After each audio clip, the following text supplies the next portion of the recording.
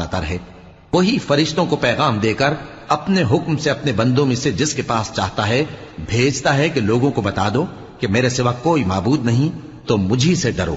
उसी ने आसमानों और जमीन को हिकमत से पैदा किया। उसकी जात इन काफिरों के शिर्क से बुलंद बरतर है। उसी ने इंसान को नुतफे से बनाया मगर वो खुल्लम खुल्ला झगड़ालू बन गया। और मवेशियों को भी उसी ने पैदा किया।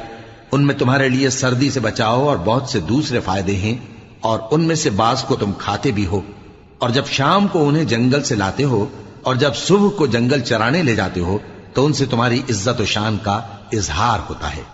और दूर दराज शहरों में जहां तुम सख्त मेहनत के बगैर पहुंच नहीं सकते, वो तुम्हारे बोझ उठाकर ले जाते हैं। कुछ शक नहीं कि तुम्हारा परवरदिगार निहायत शफकत वाला है, मेहरबान है। और उसी ने घोड़े और खच्चर और गधे पैदा किए ताकि तुम उन पर सवार हो, और वो तुम्हारे लिए रौनक और जीनत भी हैं। और वो और